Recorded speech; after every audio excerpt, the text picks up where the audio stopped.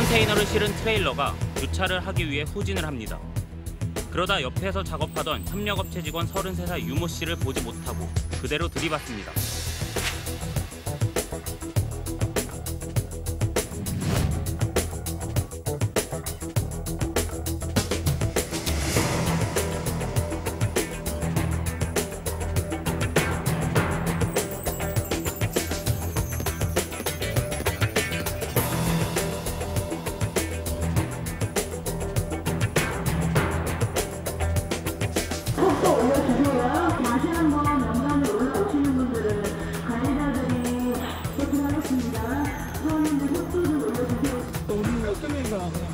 뭐 하와시는 사람도 있고. 왜 뛰어내려요? 사람 실으려고 돌아가면 되는데 급하니 그냥 뛰어내리는 거야.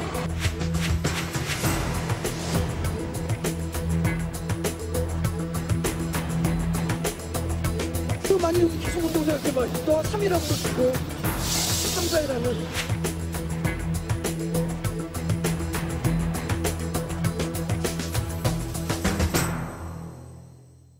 네, 택배 물량을 한 번에 모아서 지역별로 재분류 작업을 하는 곳이 택배 물류센터인데요.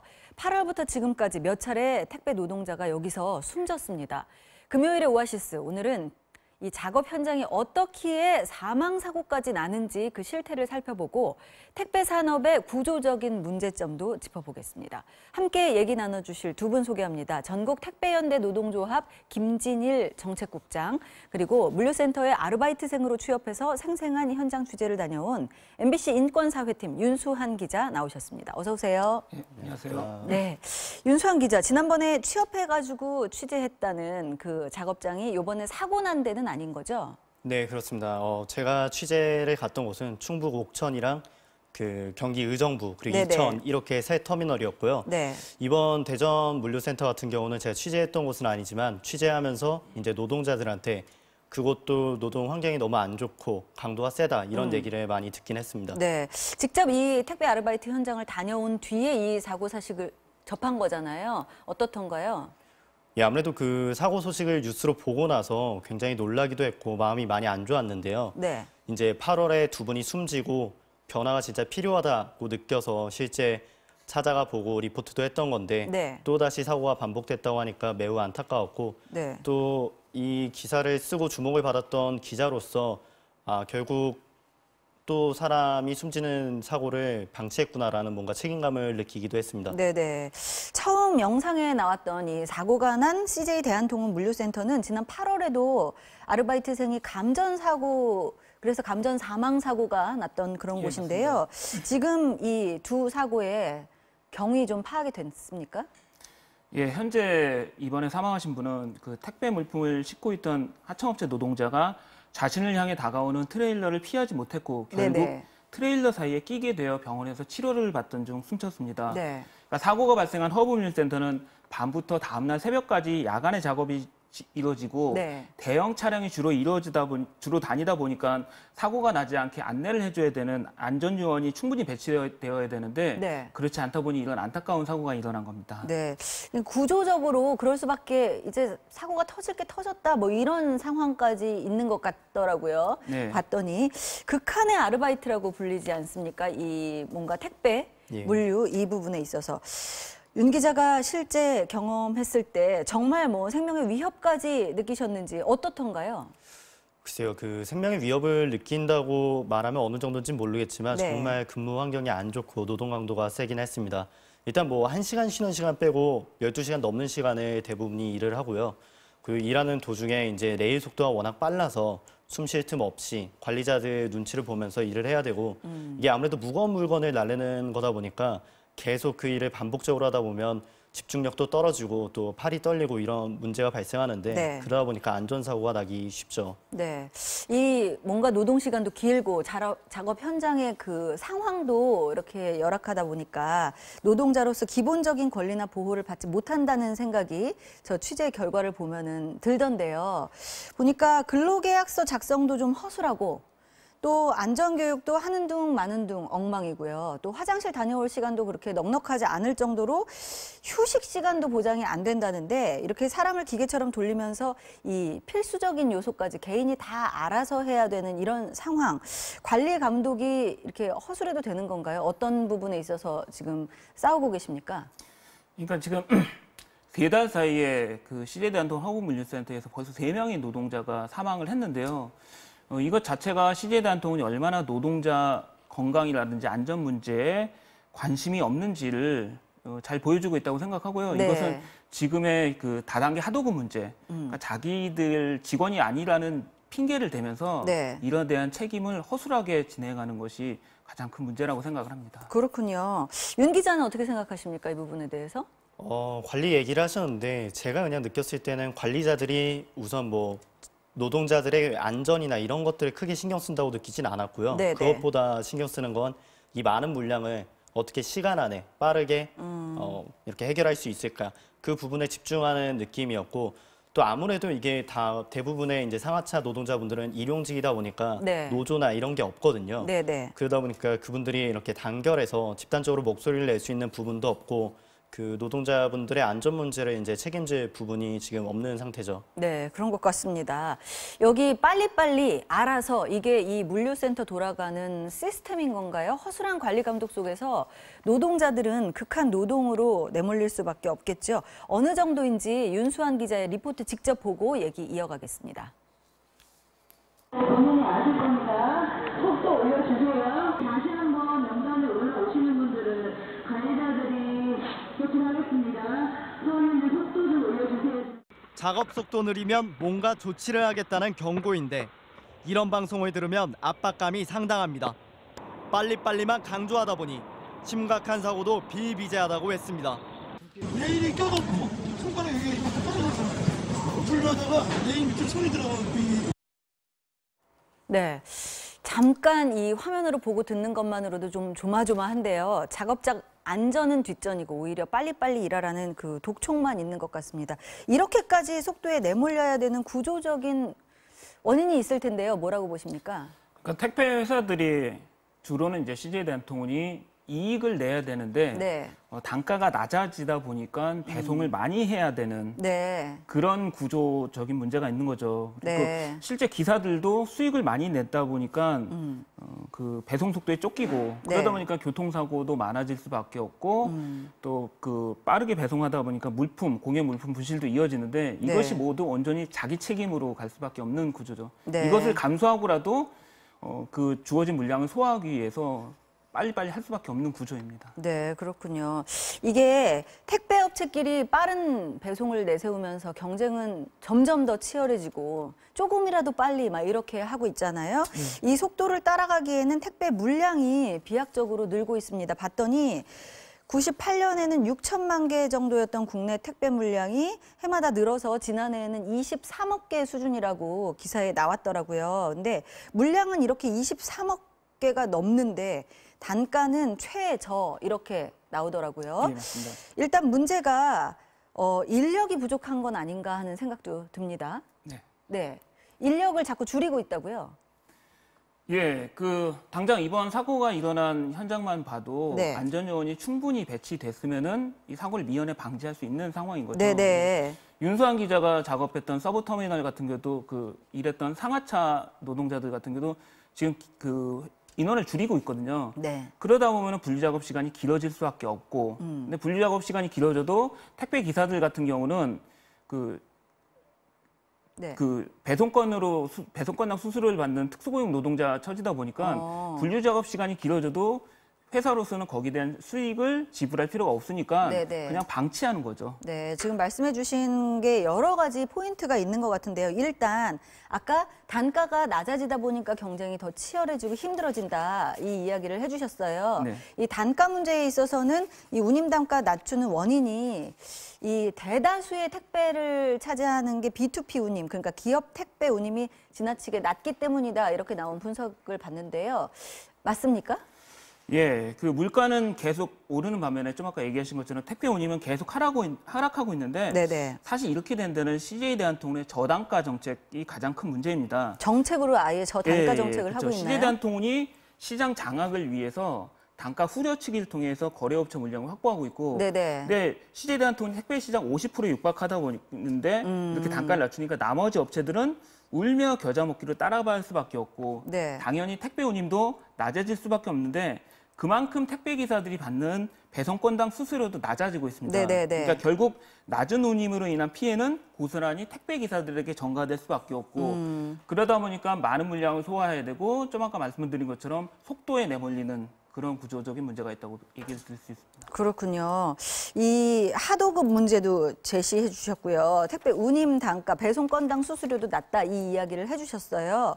이 택배 배송 건당 수수료를 600~700원 수준으로 받고 계시다고 들었습니다. 택배 기사들이. 왜냐하면 네. 박스당 운임에서 대리점 수수료 빼고 유류비 빼고 보험료 빼고 부가세 공제하고 나면은 이게 택배 기사들이 가져가는 돈이 600~700원밖에 안 된다는 맞습니다. 건데 네. 그렇게 되면 이 운임 단가를 현실화를 해야 되는 것 아닌가요?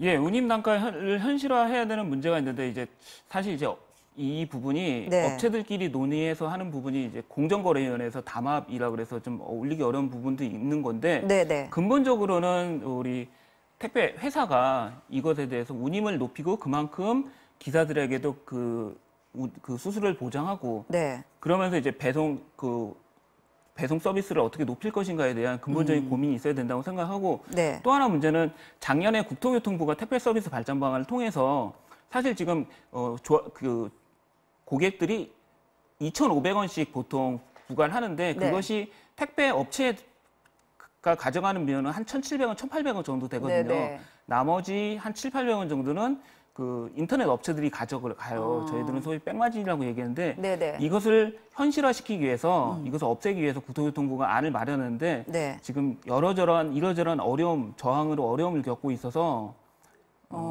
네, 그래서 좀 다른 방안을 모색 중이라고 하는데 저희 노동조합도 이것에 대해서 좀 대응책을 마련하려고 고민 네네. 중입니다. 백마진이라고까지 하면은 택배 회사가 가져가고 인터넷 업체가 가져가면 마진이 전혀 남지 않는다는 말씀이신 건가요? 그러니까 고객들한테 2,500원을 받는데 네. 그 중에 800원은 그 고객들은 2,500원이 택배 운임이라고 생각하고 냈지만 네. 그 비용 중에 택배 회사가 가져가는 비용은 1,700 정도라는 거죠. 네네. 만약에 고객들이 부담하는 2,500원만 온전히 택배 회사에게 돌려준다면 네네. 그만큼 택배 기사들이 받아가는 수수료도 높아지게 된다는 게 국토교통부의 그 생각인 건데. 맞습니다. 네. 아까 하도급 업체 이야기를 해주신 이유도 이런 부분이 있는 것 같아요. 택배 회사들이 직접 고용을 하지 않고 하도급 업체 계속해서 하다 보니까 택배 회사가 가져가고 인터넷 회사에서 또 가져가고 뭐 이렇게 되니까 이게 결국에 아까 윤 기자 말씀해 주신 대로 개인의 책임이 되고 각자가 알아서 해야 되는 그런 상황이 되는 게 이 구조적인 기반이 되는 게 아닌가 하는 생각이 드는데요. 봤더니 이 공유경제에서 나오는 것처럼 인력이 부족한 거에 일반인이 자기 차로 배달해 주는 것, 뭐 이런 것들도 요새는 많이 나와서 신청자를 봤더니 그 쿠팡 플렉스의 경우 94,000명이 2달 만에 모집이 됐다고 이야기를 들었습니다. 네. 저도 그 기사를 봤었는데요. 네네. 근데 사실 이게 저는 좀 불가능하다고 느끼는 게 네네. 뭐 미국이나 다른 나라 같은 경우에 이제 일반인들이 자기 차로 이제 배송업까지 하는 경우가 있지만 한국은 택배로 배달하는 경우가 너무나도 많잖아요. 네. 한 해 택배 물량이 이제 23억 개에 달한다고 하는데 그 많은 물량을 이제 개인들이 이렇게 자기 차로 운반하면서 그런 식으로 소화를 할 수 있냐? 그건 좀 아닌 것 같고. 네네.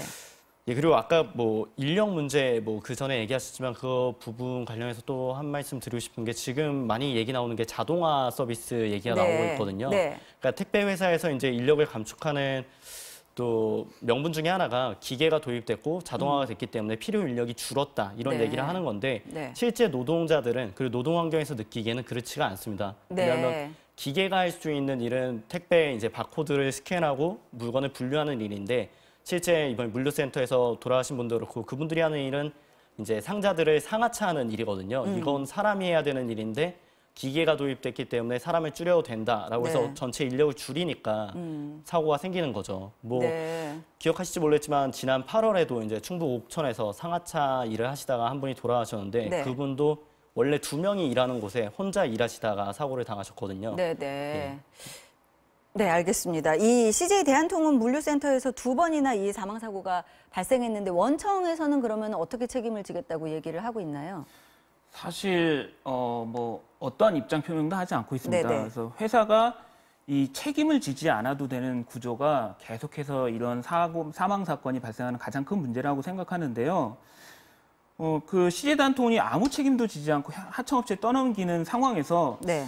저는 과연 회사가 어떤 근본적인 대책을 마련할 것인가라고 생각을 하고 노동부가 CJ 대한통운 물류센터에 대한 기획감독 방침을 발표하면서 네.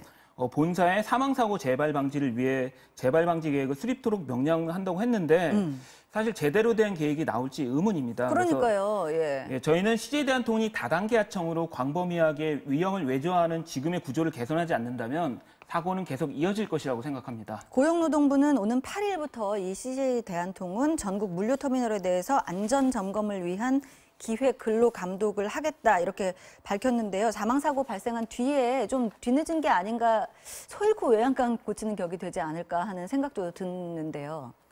예, 맞습니다. 그러니까 이번에 사망사고가 일어난 데가 바로 8월 달에 그 감전사가 일어났는데 맞아요. 다른 부분들, 다른 문제들 전체적인 점검이 이루어졌다면 아마 이런 사건이 이루어지지 않았을 텐데 그 당시에 감전사가 이루어지다 보니까 전기시설 중심으로만 진행이 됐던 거고 네. 그러다 보니까 이제 예를 들어서 안전교육, 그러니까 사망사건이 감전사가 있은 이후에 안전교육이 이루어졌는데 안전교육을 강조했고 노동부에서는 그것이 실제로 이루어졌는데 사실 실제 현장에서 일하던 노동자 얘기를 들어보면 이게 밤새 작업이 이루어지고 네. 아까 했던 속도를 강조하다 보니까 이게 밤이 늦어지게 되면 졸립고 피곤하고 그러다 보니까 그 수칙을 그냥 까먹게 되거나 아니면 준수하지 못하게 되는 경우가 네, 있죠. 네. 그러다 보니까 레일에 손가락 끼는 이런 사고도 많이 일어나게 되고. 네, 네. 이 이야기를 하다 보니까 사실 이 택배 사업에 관련된 고질적인 문제들이 한두 가지가 아니더라고요. 인력에 대한 문제도 있지만 이 구조적으로 아까 말씀드린 대로 하도급에 대한 것도 있고 또 분류 작업 속도 때문에 이 제대로 되지 않은 공짜 노동을 하게 되는 그런 부분도 있고 계속 기계처럼 일해야 간신히 그 자리를 지킬 수 있는 그런 상황에서 안전조차 보장되지 않는다면 정말 일하기 힘들어지는 그런 환경이 계속될 수밖에 없는 것 같은데 그렇게 되면은 사고는 계속해서 일어날 수밖에 없는 거잖아요. 윤 기자가 이제 앞으로 계속 관심을 갖고 계속 취재를 해주실 거라고요. 취재 계획이 있습니까? 예, 뭐 일단 제가 리포트를 하다 보니까 제보가 들어오는 것들도 있고요. 아, 그래요? 그래서 계속 이번 사고 관련해서도 관심을 갖고 있고 저희 MBC 뉴스에서 앞으로 계속 이 문제가 해결될 수 있도록 꾸준히 네. 취재를 해나갈 계획이고요. 네. 그 말씀하신 것처럼 노동부에서 근로감독을 한다고 했지만 그 전에서도 있었는데 해결되지 않은 부분들, 이 노동부의 안일한 대처나 CJ 측의 뭔가 책임 회피 이런 부분에 있어서도 계속 취재를 해나갈 생각입니다. 네, 제보도 정말 절실하고요. 소비자 입장에서도 무료 배송만 찾거나 이 택배 조금 늦어진다고 택배 기사에게 뭐라고 하는 그런 것들은 좀 자제해야겠다 하는 생각이 듭니다. 8일부터 시작하는 이 고용노동부의 CJ 대한통운 집중 감독. 이제야라는 생각은 들지만 늦은 김에 제대로라도 이루어졌으면 좋겠습니다. 황망한 죽음이 더 이상 발생하지 않는 현실적인 첫 걸음이 될 수 있도록 말이죠. 오늘 말씀은 여기까지 듣겠습니다. 두 분, 전국택배노조연대 김진일 국장님 그리고 윤수한 MBC 인권사회팀 기자였습니다. 오늘 고맙습니다. 감사합니다.